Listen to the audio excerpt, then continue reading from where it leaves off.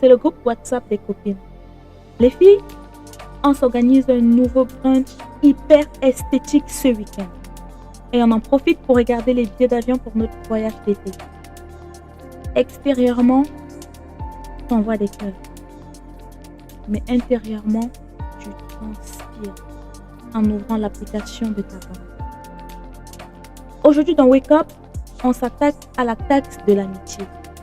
On va parler de cette pression sociale qui nous pousse à nous endetter pour suivre le train de vie des autres. On va parler de cette puissante phrase libératrice. On va apprendre à la dire. On va apprendre à dire cette phrase libératrice qui est « Ce mois-ci, je n'ai pas le budget pour ». Est-ce que tu es prêt? Si oui, installe-toi, prends ta tasse de thé et on y va.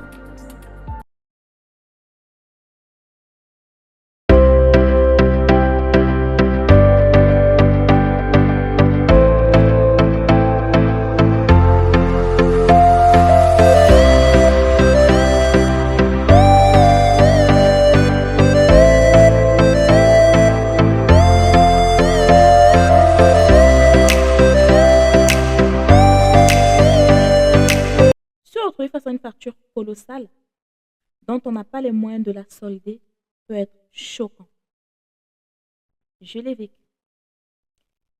Mes premières vacances en France ont été à la limite traumatisantes. J'ai rencontré une jeune femme, un de ces jours, en allant balader mon fils dans un parc. Nous nous sommes liés d'amitié, nous avons commencé à échanger et en fin de compte, nous nous sommes rendus compte que nous avions beaucoup de choses en commun. Des mamans célibataires comme moi, nos enfants à peu près le même âge, nous habitions sans s'en rendre compte dans le même immeuble et j'étais juste au 3e étage et elle était au-dessus, au 4e étage. L'amitié s'est liée, nous nous échangeons et en plus elle était étudiante et alternante comme moi. C'était vraiment le combo parfait et ça faisait la différence parce que il faut se dire que quand on est étudiante alternante avec une maman, c'est pas forcément le profil qu'on rencontre à l'école. Donc à l'école, j'avais pas forcément cette capacité d'avoir des amis comme elle, des amis qui partagent mon quotidien, des amis qui me comprennent en fait, la vie de maman, d'étudiante, de budget et tout. Donc pour moi, vraiment, j'avais cette sensation d'avoir rencontré my best friend, ma meilleure amie. Et donc vraiment, une amitié extraordinaire s'est liée entre nous. On se voyait généralement le soir, on se voyait souvent le soir quand on rentrait et les enfants jouaient ensemble et tout. Jusqu'à ce qu'on commence à parler de voyage, de vacances. Et moi, Auréole, quand elle me montre quand elle me montre ses vidéos de vacances, les photos de vacances avec son fils, je me mets là, je souris bêtement comme si. Et donc là, ça commence, elle me dit, bah, écoute, Auréole, prochaines vacances d'été, on y va ensemble, on va à Marseille. Moi, je venais d'arriver en France, je connaissais même que Marseille, c'était où. Et donc, émerveillée par les photos, quand on va sur Internet, elle montre les photos, la belle plage. Je dis oui, sans réfléchir. Est-ce que j'avais les moyens de ma politique? Non. J'ai pas pris le temps, j'ai même pas pris la peine de réfléchir et tout. J'étais tellement émerveillée que j'ai dit oui, sans calculer. Et donc, planification des vacances et tout, on a tout organisé. Ce fut mon premier voyage. Nous sommes partis ensemble avec les enfants. C'était extraordinaire jusqu'à ce qu'on arrive et que, enfin, du moins, on a planifié les activités et tout jusqu'à ce qu'un soir, elles me disent, écoute, nous sommes des boss ladies et j'étais là, suivie, juste en train de suivre. Donc, nous sommes allés dans un restaurant ce soir-là. Parce que nous avions pris un hôtel dans lequel on pouvait faire garder les enfants. Donc, nous avions décidé ce soir d'aller dans un restaurant classe et chic, juste toutes les deux, de vivre la vie des mamans boss lady. Hmm. Donc, voilà qu'on s'apprête bien, bien apprêté, bien sapé, bien joli. Et on y va, on s'assoit, on pose les cartes et tout. Moi, je prends la carte de menu, je regarde. Entre-temps, j'étais déjà au summum de mes dépenses. Entre l'hôtel, entre les dépenses quotidiennes et entre ce restaurant-là, j'ai regardé la carte. Le dîner pour ce soir, c'était 180 euros. J'ai commencé déjà par convertir en francs CFA. Et de me dire, mais En une seule soirée, je vais dépenser cette somme. C'était énorme pour moi. Mais mon ego, mon respect. Donc là, je commence à calculer dans ma tête. Nous sommes en train de parler, hein, je souris et tout, je passe ma commande en souriant, mais dans ma tête, mon cerveau a activé le mode transpiration. Il réfléchit. Donc, j'ai fini par prendre un plat, passer la commande. En même temps, je ne voulais pas m'humilier. Donc, j'ai passé ma commande tranquillement et tout. J'ai mangé. Après, j'ai payé. Donc, je me suis obligée à me mettre finalement dans le rouge, me retrouver dans le rouge simplement parce qu'il fallait que je fasse bonne impression. Après ce magnifique dîner esthétique, mais à double face, nous sommes rentrés, récupéré nos enfants et chacune est rentrée dormir dans sa chambre d'hôtel. Ce soir-là, ma copine allait peut-être dormir, mais pas moi. Il fallait que je tape les équations. Je devrais résoudre des équations avec plusieurs inconnus. J'ai regardé mes comptes, j'étais déjà au-dessus de mon découvert autorisé. J'étais en dépassement d'autorisation de découvert. Nous n'étions qu'au milieu du mois. Je devais finir le mois. Donc, j'ai commencé à réfléchir. Comment est-ce que je vais emprunter de l'argent? Comment est-ce que je vais faire pour finir le mois? Déjà, même pour finir le séjour, ça allait être extrêmement compliqué. Donc, je me suis moi-même mise dans une situation compliquée. Pourquoi? Pas peur d'être rejetée. Pas peur de ne pas être acceptée. Pas peur de rater cette amitié.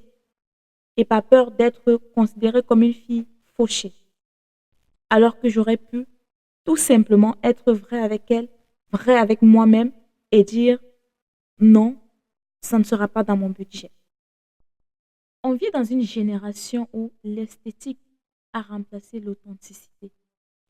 Aujourd'hui, on préfère s'endetter pour s'acheter une image de, entre guillemets, la fille qui a réussi, plutôt que de se concentrer pour bâtir une vraie réussite financière en silence. Je pense que quand on est une jeune femme en 2026, il est important de choisir avec qui traîner. Il est même important d'éprouver ses amis. Par exemple, un groupe de copines qui te propose de sortir alors que pour ce mois-ci, tu as décidé de mettre de l'argent de côté pour pouvoir concrétiser un projet. Et des personnes à qui, quand tu dis, bah, en fait, je ne pourrais pas sortir parce que ce que vous proposez ne rentre pas dans mon budget et qu'elles te disent, bah non, dans ce cas, tu n'es plus notre amie, tu les mets de côté.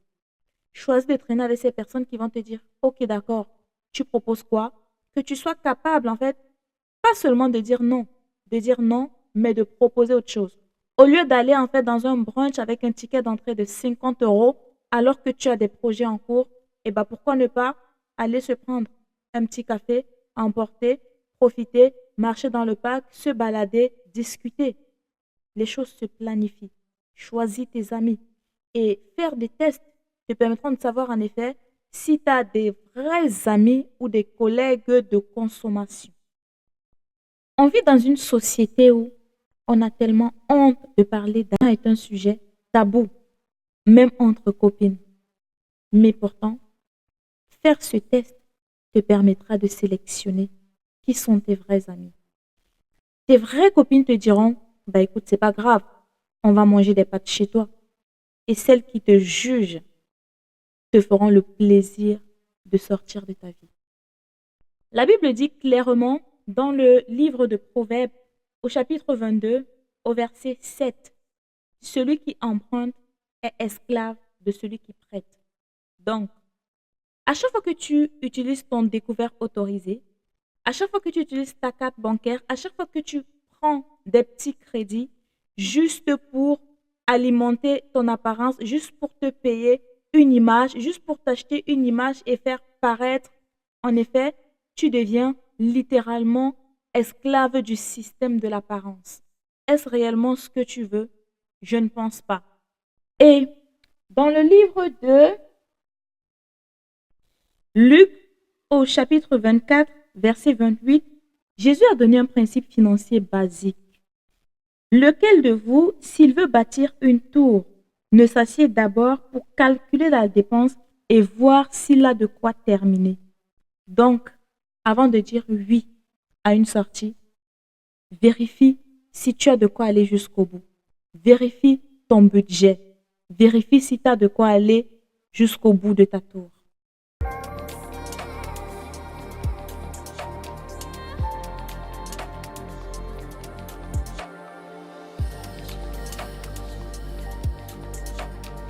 Jésus te demande de t'asseoir et de calculer ton budget. Dis non à une sortie. Dire non à des vacances. Dire non à une invitation parce que tu respectes ton budget. Ce n'est pas de la radinerie, c'est de la sagesse biblique. Jésus bénit les bons gestionnaires. Tu ne peux pas prier pour une percée financière si même le peu que Dieu te donne, tu utilises cela pour nourrir simplement un rang social. Si tu utilises cela pour nourrir ton orgueil social, c'est complètement malsain. Alors, je te partage 3 tips qui m'ont aidé et qui m'ont permis de prendre le leadership de mon porte-monnaie. Premièrement, normalise la phrase magique. Non, je n'ai pas le budget ce mois-ci. Ou alors, ce n'est pas ma priorité financière du moment. Pas besoin de justifier quoi que ce soit.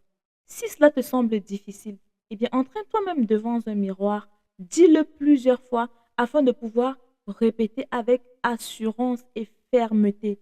Pas besoin de le dire en pleurant, non, en fait, vous savez, non, pas besoin de rentrer dans les détails, de justifier quoi que ce soit, de faire une capture de ton compte pour montrer, non. Normalise le fait que tu as le droit de dire, c'est pas le moment n'est pas choisi, je travaille sur un projet et avec fermeté. 2. Trouve une alternative. Tu es dans un groupe d'amis, tu as des copines. Le but, c'est pas de ne penser qu'à toi parce que, en fait, pense aux autres aussi. Donc, si pour ce mois, c'est pas possible pour toi, propose une alternative. Au lieu d'une sortie, par exemple, à 50 € dans un brunch à Paris, pourquoi pas un pique-nique participatif? Chacun donne 20 ou 30 €. Bah, vous cotisez, vous achetez des petits trucs et puis vous organisez un petit pique-nique, vous passez du bon moment. Finalement, je pense que c'est le but. 3. Calcule ta taxe annuelle. Dès ce soir, prends une feuille. Essaye de calculer, d'évaluer la somme que tu as dépensée l'année dernière pour acheter l'image de la fille qui a réussi, pour paraître, pour t'intégrer dans un groupe, pour ne pas être exclu. Calcule. Cet argent, tu aurais pu investir. Tu aurais pu te constituer une épargne. Tu aurais pu créer ton entreprise. Tu aurais pu concrétiser un projet. Mais au lieu de ça, tu l'as jeté en l'air pour simplement te payer une taxe pour mériter de rester dans un groupe d'amis ou alors te valoriser, te créer une image qui n'est pas tienne. Alors, je vais te dire une chose. N'aie pas honte de tes faibles commencements. N'aie pas honte de ton compte en banque. Protège ton épargne comme tu protèges ton cœur. Et dis-toi que les amitiés qui coûtent cher, en réalité, ne valent pas grand-chose. Va là où tu es aimé pour qui tu es et non pour ce que tu as. Pour finir, je vais te donner un tout petit défi pour cette semaine. Ose dire non sans te justifier à une dépense sociale inutile. Je te promets que tu vas suivre. Si tu as aimé, abonne-toi, like, partage, reste connecté et surtout, garde ton argent. À bientôt et que